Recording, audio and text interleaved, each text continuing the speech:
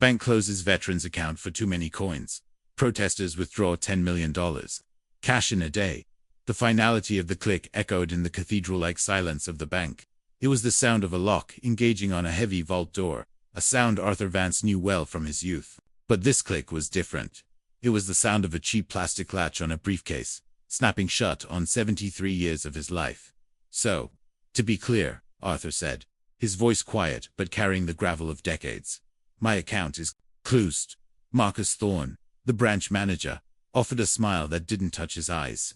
It was a smile Arthur had seen before, on fresh-faced lieutenants who thought war was a game of strategy on a map, not a messy affair of mud and fear. Thorne's suit was a shade of charcoal, so dark it seemed to drink the light, the fabric whispering of expense.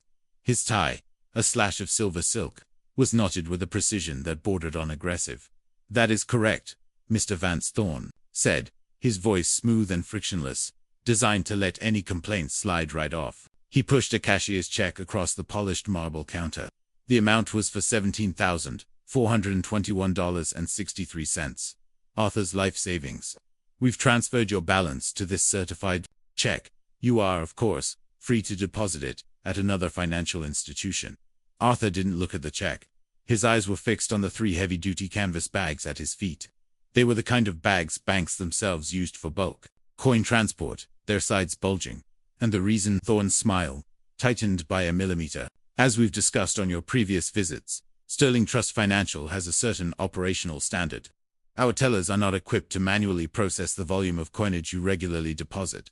It creates significant logistical friction, and, frankly, it impacts the premium experience we promise our other clients." "Friction," Arthur repeated the word, tasting its metallic emptiness. He ran a hand over his tired face. The skin felt like worn parchment. "You're closing my account for depositing too many coins." It wasn't a question. It was a statement, of such profound absurdity that saying it aloud felt like participating in a collective delusion. The bank was a symphony of hushed efficiency. The air smelled of clean linen, expensive perfume, and the faint ozonic tank of electronics. Sunlight, filtered through massive floor-to-ceiling windows, fell in sterile white rectangles on the gleaming marble floor. The other customers in line, a woman in yoga pants with a designer dog in her tote bag. A man in a cycling kit, checking stock prices on his phone. A young couple whispering about mortgage rates, were all pretending not to listen. But Arthur could feel their attention, a physical pressure on the back of his neck. They were silent witnesses, their silence a form of passive consent.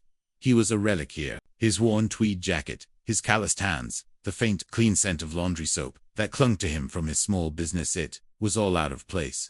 He was an analog man in a digital world.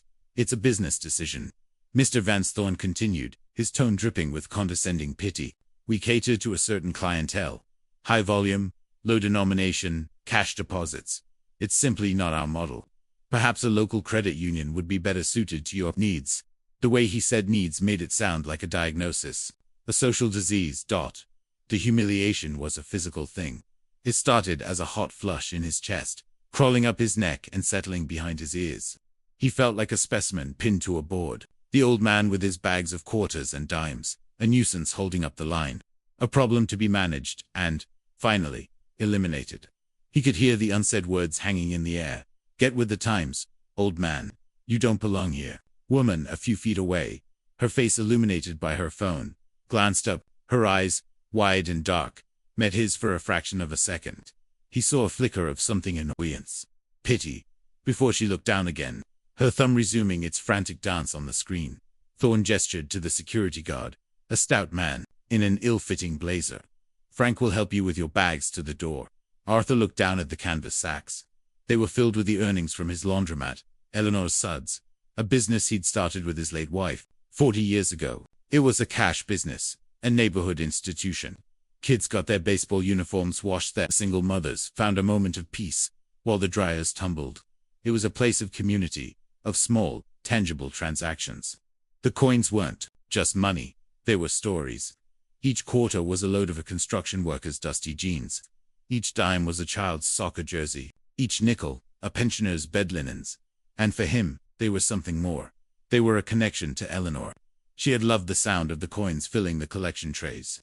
"It's the sound of a good day's work, Artie," she'd say, her hands smelling of lavender fabric softener, scooping them into the bags. It's the sound of us. Now, a man in $1,000 suit was telling him that sound was a nuisance, that his wife's memory was logistical friction. He bent down, his knees cracking a quiet protest. He ignored the guard's outstretched hand and hooked his own fingers under the rough straps of the bags. They were heavy, a familiar, grounding weight. He straightened up, his back aching. He took the cashier's check from the counter, folding it once without looking at the number. He tucked it into the pocket of his jacket. He didn't say another word. He turned and walked away from Marcus Thorne, away from the silent judgment of the other customers. He walked past the ficus trees in their giant ceramic pots, past the brushed steel water fountain, his worn work boots making no sound on the polished floor. The guard, Frank, held the heavy glass door open for him. The gesture, meant to be helpful, felt like an eviction. The cool, conditioned air of the bank was replaced by the humid, exhaust-fumed air of the city street. The sounds of traffic and distant sirens rushed in to fill the void. Arthur stood on the pavement for a long moment, the sun-warmed canvas of the bags digging into his palms. He felt 100 years old. He set the bags down on the concrete and sank onto a nearby public bench, the metal cold against his legs. The world seemed to have lost its color, muted to shades of gray. The check in his pocket felt like a tombstone. It wasn't just the closure of a bank account. It was an erasure. It was a declaration that his life, his work, his history, was worthless, an inconvenience. He reached into his other pocket and pulled out a handful of coin stragglers that hadn't made it into the bags. A quarter gleamed in the palm of his hand. He saw the eagle's wings, the motto, E pluribus unum, out of many, one. That's what his community was. That's what his marriage to Eleanor had been. Two separate people, forging one life. These coins weren't just metal. They were memory. They were legacy.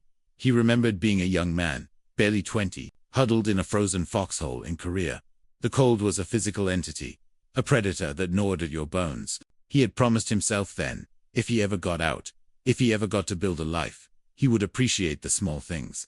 The warmth of a good meal, the sound of his wife's laughter, the satisfying weight of an honest day's wages in his hand. He had kept that promise. He had built a life, a good one. He had honored his wife, run an honest business, served his community. And for what?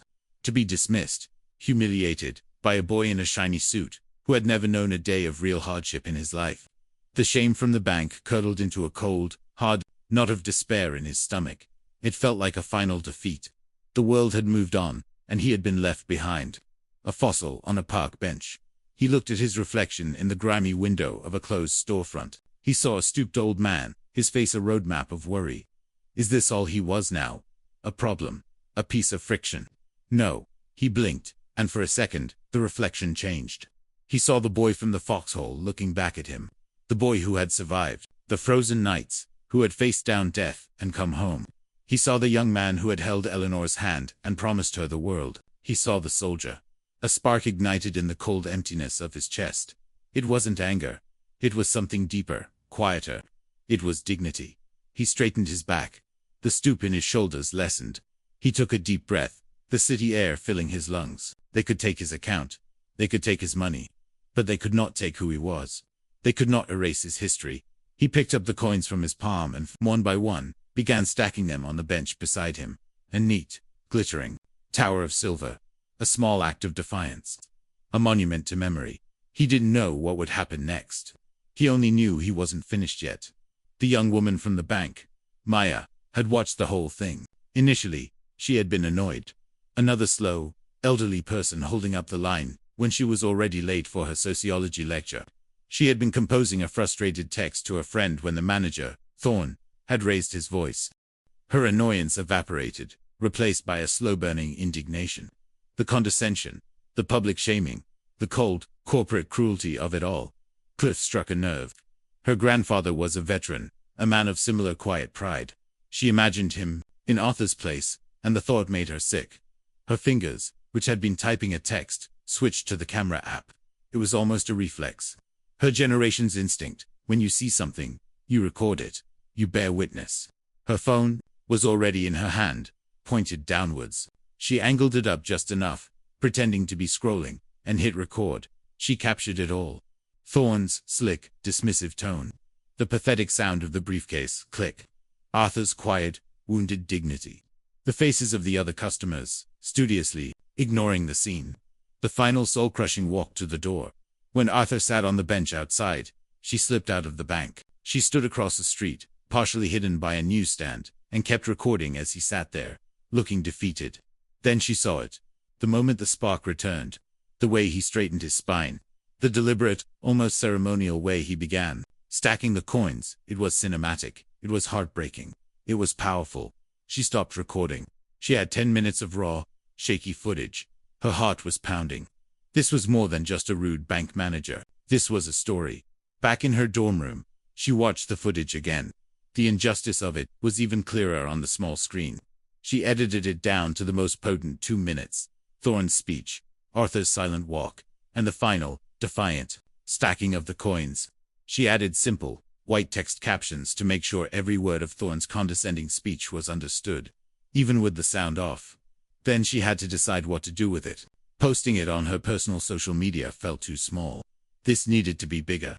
She uploaded it to Twitter, YouTube, and TikTok simultaneously. For the caption, she kept it simple, factual, and explosive.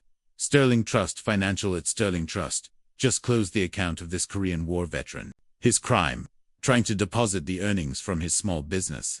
The manager said it was because of too many coins. Watch them escort him out like a criminal. This is Marcus Thorne, the branch manager in downtown Oak Ridge. Make him famous. She added the hashtags, #CoinVeteran, #SterlingShame, #Bank of Betrayal. Then she hit post. For the first hour, nothing happened. A few of her friends liked it. Her mom commented, "That's terrible. Poor man." Maya felt a pang of disappointment. Maybe nobody cared. Then, at 3:17 p.m., a local activist with about 10,000 followers retweeted it. By 5 p.m., it had 50,000 views on Twitter. By 8 p.m., it was over 1 million. The internet had woken up. The video was a digital wildfire. It leaped from platform to platform, algorithmically fanned into a firestorm. The hashtags started trending. People weren't just watching. They were reacting. They were angry. The comments poured in by the thousands per minute. "My dad banks with at Sterling Trust. Not anymore. This is what late-stage capitalism looks like. Soulless. #SterlingShame. The way he stacks those coins at the end broke my heart. This man is a king. I'm a teller at another bank. We would have happily taken his deposit and offered him a coffee. This is a failure of basic human decency." Digital sleuths on Reddit and 4chan had identified Marcus Thorne, the branch and Sterling Trust's corporate headquarters, within an hour. His LinkedIn profile was screenshotted and shared. His smarmy corporate headshot becoming a meme for unchecked arrogance. The bank's Google Maps location was flooded with 1-star reviews, each one referencing the hashtag #CoinVeteran. "Came here to deposit my life savings in pennies. Was told my business wasn't welcome. Do not recommend. Excellent service if you enjoy public humiliation and soulless corporate greed." By midnight, it had reached the blue checkmark class. A famous actor, known for his blockbuster action roles, tweeted, "I've played heroes my whole life. This man, Mr. Vance, is the real deal. What at Sterling Trust did is a disgrace. I'm closing my accounts tomorrow." A populist politician on the Senate Banking Committee posted the video on her official account. "This is why we need stronger consumer protection laws. The banking industry cannot be allowed to treat our seniors and veterans like this. My office is launching an inquiry." The most significant boost came from an unexpected source, a hugely popular financial influencer named Jake the Bull Riley, a former Marine turned stock market guru with millions of subscribers on YouTube. He wasn't a typical social justice warrior. His brand was ruthless capitalism, but he was also a veteran. He went live from his home studio, the video of Arthur playing on a screen behind him. He wasn't shouting. His voice was cold, precise, and deadly. "I've spent the last 10 years teaching people how to build wealth," he said, looking directly into the camera. "And I've always said, loyalty is a two-way street. You are loyal to the companies that respect you.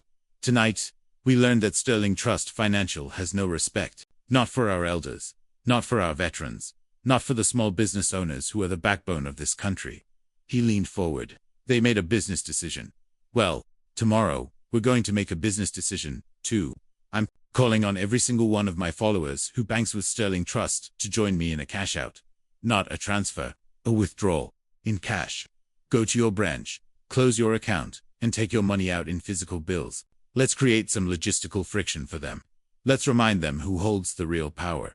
The hashtag is #SterlingCashOut. The system wasn't just trembling. It was about to break. The next morning, the karma began to collect. The first sign of the power flip came not with a bang, but with a press release. At 7:30 a.m., an hour and a half before their branches even opened, Sterling Trust Financial issued a statement. It was a masterpiece of corporate non-apology. They were deeply concerned by the video, which lacked context. They were launching an internal investigation. They valued all their customers. The internet tore it to shreds in minutes. The comments were brutal, lacked context. We saw the context. His name is Marcus Thorne. By 9 a.m., the hashtag #SterlingCashOut was a physical reality. At branches across the country, lines began to form. They weren't angry mobs with pitchforks. They were ordinary people, teachers, nurses, contractors, retirees, young professionals. They were calm, orderly, and resolute, and they were all asking for the same thing. I'm here to close my account. I'd like the balance in cash, please. Tellers, who had been briefed with corporate talking points about the unfortunate misunderstanding, found themselves overwhelmed. The requests ranged from a few $100s to tens of thousands. One man, the owner of a mid-sized plumbing company, calmly requested a withdrawal of over $350,000. He brought his own reinforced briefcases. The logistical friction was immediate and catastrophic. Branches quickly ran out of physical cash. Armored cars were dispatched, but they couldn't keep up. Tensions flared inside the banks as managers tried to stall, asking clients to wait, to accept a check instead. No, thank you, was the standard, polite, and unyielding reply. The man in the video had to take a check. I want cash, as is my right. Marcus Thorne was the epicenter of the storm. He arrived at his downtown branch to find a wall of news cameras and reporters. He tried to push through them, his face pale and sweating, muttering no comment. Someone shouted, "Hey Marcus, got change for $1?" The laughter was sharp and merciless. Inside, his branch was in chaos. He was officially placed on indefinite administrative leave by a phone call from a stone-faced executive at corporate. He was told to collect his personal items and leave through the back entrance. As he packed his desk photos and a Lucite Award for Top Performing Manager, Q3, he could hear the relentless chant of the customers in the lobby. Cash out, cash out. His departure through the back alley, scurrying into a waiting Uber, like a thief, was also caught on camera. The power flip was complete and brutal. His career, once a shimmering skyscraper, had been leveled to rubble in less than 24 hours. By midday, the financial news networks were leading with the story. Sterling Trust's stock was in freefall, down 18%. Competitor banks, sensing blood in the water, began running targeted ads on social media, tired of being treated like a number. At People's First Credit Union, we still believe in handshakes and real conversations. A GoFundMe, started by Maya under the title A Little Dignity for the Coin Veteran, had a goal of $5,000 to help Arthur with any expenses. By noon, it had surpassed $400,000. People weren't just donating. They were leaving messages of support from all over the world. From a fellow veteran in Australia. "Stand tall, sir. This is from my mum in the Philippines. She says you remind her of her father. Donating the $20 monthly fee I won't be paying to Sterling Trust anymore." From London, UK. Arthur, meanwhile, was oblivious to most of this. He didn't have a Twitter account. His flip phone couldn't watch videos. He found out when a young reporter from the local news knocked on the door of his small house above the laundromat. He politely declined an interview, but the reporter, a kind young woman, insisted on showing him the GoFundMe page on her phone.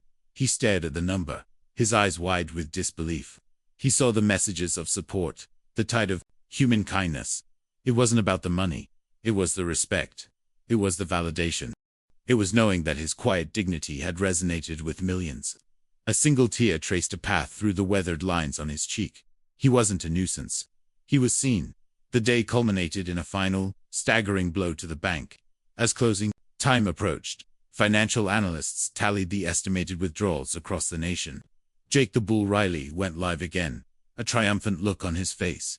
"The numbers are in, folks," he announced. Sources inside the banking industry confirm that Sterling Trust has processed over $10 million in cash withdrawals today. $10 million. The visual that went viral from the cash-out was not of the wealthy plumbing contractor. It was of a frail, elderly woman in a faded floral dress, slowly walking out of a branch in Ohio. She was clutching a worn leather handbag in one arm and dragging a small wheeled duffel bag with the other. The duffel was clearly heavy, its sides bulging. She had a look on her face of grim, profound satisfaction. A photographer captured the image. It became the thumbnail, the meme, the icon of the movement. The People's Rebuke. It was the unforgettable WTF moment that defined the day. Grandmothers pulling their life savings out of a corporate giant, one duffel bag at a time. Arthur didn't take a dime of the GoFundMe money. He asked Maya to post an update, thanking everyone but stating that he had everything he needed. He suggested the funds be used to start a foundation. But the story was not over. The biggest twist was yet to come. A reveal that would reframe the entire affair from an act of corporate carelessness into a moment of staggering personal cruelty. The reporter who had first shown Arthur the GoFundMe page was named Sarah Jenkins. She was young, hungry, and had better instincts than most of her more seasoned colleagues. She felt there was more to the story than just a tone-deaf manager. Why was Marcus Thorne so particularly venomous? Why the public spectacle? It felt personal. She started digging, not into the bank, but into Marcus Thorne himself. She ran public record searches, scoured old social media, and cross-referenced property deeds. She found his birth certificate. Marcus Thorne, son of Richard Thorne and Amelia Thorne. The name Amelia sparked a faint connection. She went back to Arthur Vance's records. It took her hours, chasing down marriage licenses and old newspaper announcements. And then she found it. An announcement from 45 years ago in the Oak Ridge Gazette for the wedding of Amelia Vance, daughter of Arthur and Eleanor Vance. To Richard Thorne, a promising young real estate developer, Sarah felt a jolt, as if she'd touched a live wire. She kept digging. She found that Richard and Amelia Thorne were now principals in a massive development corporation, Thorne and Associates Properties, and she found their current flagship project, the Sterling Gateway, a luxury high-rise, condominium and retail space. The location was right in the heart of downtown Oak Ridge. The final piece of the puzzle clicked into place when she pulled the city planning documents. The proposed footprint for the Sterling Gateway project included 5 adjacent lots.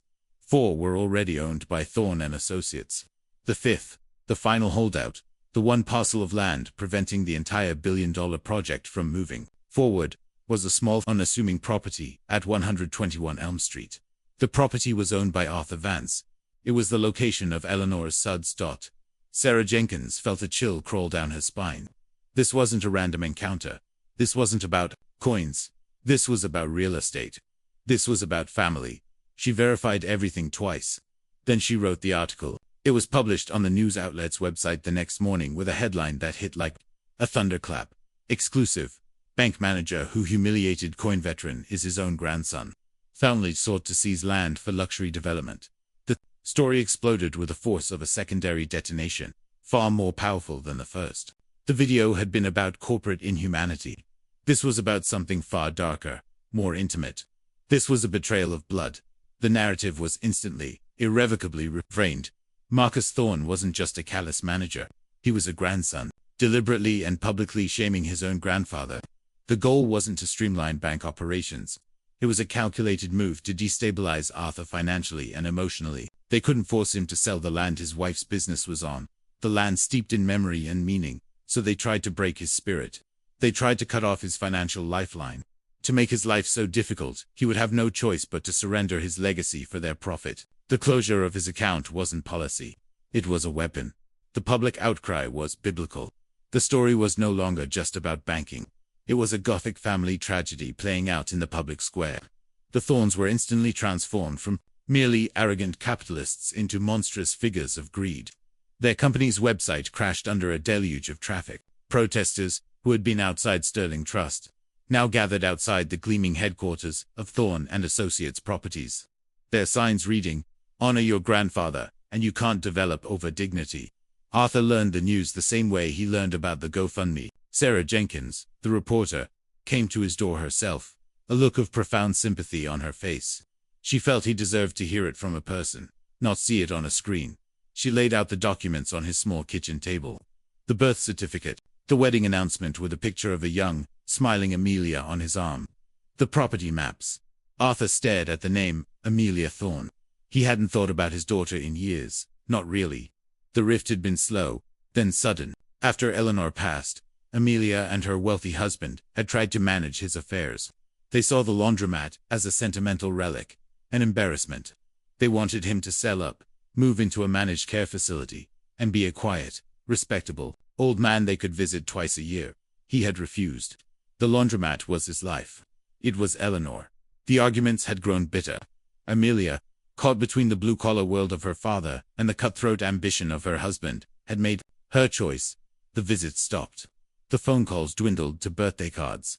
Then nothing. He hadn't even realized her son, his grandson, the little boy he vaguely remembered from a handful of awkward holiday gatherings, had grown into the man who had looked him in the eye and dismantled his world. He hadn't recognized him, but Marcus, it was now chillingly clear, had recognized him. The pain of this revelation was a physical blow, far worse than the humiliation in the bank. This was a wound to the soul. His own flesh and blood. His daughter's child. Had Amelia known? Had she approved? The question was a torment. He sat in his quiet apartment above the laundromat. The familiar hum of the dryers below, a comforting presence. The smell of clean cotton was the smell of his life, with Eleanor. The Thornes wanted to replace it with the sterile scent of glass and steel and money. He looked at a framed photo on the wall. It was him and Eleanor, young and beaming, standing in front of the empty storefront that would become their laundromat. They had painted the sign themselves. Eleanor's suds. He had made a promise to her, a silent vow after she was gone, that he would keep this place alive as long as he lived. It was their monument. The national firestorm had given him power. The GoFundMe money, which he still refused to touch, gave him security. The public was his army. Thorne and Associates was reeling. Their Sterling Gateway project, now politically toxic. The city council, which had been on the verge of approving the zoning changes, was now backpedaling furiously. He held all the cards. He could sue them. He could destroy them. He could use the media attention to salt the earth of their reputations, ensuring they would never recover. The temptation was a bitter, coppery taste in his mouth. It was the tempting allure of righteous vengeance. It felt right. Then, one evening, there was a knock on his door. It was Amelia. She looked older than he remembered. Her face etched with a stress that no expensive cosmetic could hide. Her stylish clothes looked like a costume she could no longer be bothered to wear properly. Her eyes were red-rimmed and desperate. She wasn't flanked by lawyers or her husband. She was alone. "Daddy," she said, the word a fragile, forgotten thing between them. Arthur stood in the doorway, saying nothing. He simply looked at her, the daughter who had allowed this to happen. She began to stammer, the words tumbling out in a torrent of shame and regret. I didn't know Marcus was going to do that. Not like that. Richard, my husband. He was getting so frustrated. He said we had to put pressure on you. He said the bank was a clean way to do it. Just business. I never imagined he would humiliate you. I saw the video. I saw your face. She started to cry. Not graceful tears, but ugly, ragged sobs of a person whose world had shattered. They hate us, Daddy. The whole world hates us. Richard's partners are pulling out. Marcus was fired. It's all gone. Everything we built. She looked at him, her face a mess of tears and pleading. I know it's too late. I know I don't deserve it. But I am so sorry. I chose him. I chose that life, and it was wrong. I was a coward. And here was the moral dilemma, the choice that was not black and white. He could destroy her. It would be justice. He could tell her to leave, to suffer the consequences of her choices. He could let her and her family crumble under the weight of their own greed. It was the clean, simple, satisfying ending. The wrong but tempting path of retribution. Or he could do something harder. What is the purpose of justice? Is it to punish, or is it to heal? What would Eleanor have done? Eleanor, who always found a way to mend things, a torn shirt, a broken heart. He looked at his daughter, his only child, broken and begging on his doorstep. Forgiving her felt like a betrayal of himself, of the humiliation he had endured. But turning her away felt like a betrayal of Eleanor's memory, a betrayal of the father he once was. He didn't have an easy answer. The path of forgiveness was murky and fraught with pain. The path of anger was clear and hard. What would you do? What does a man do when his own child offers him a knife and asks him to put her out of her misery, or to help her stitch the wound she inflicted? He stood there, for what felt like an eternity, the hum of the dryers below filling the silence. Finally, he spoke. his voice quiet but firm, not with anger, but with an unshakable clarity. The laundromat is not for sale. Amelia, he didn't offer forgiveness. He didn't offer condemnation. He offered a single, immovable fact.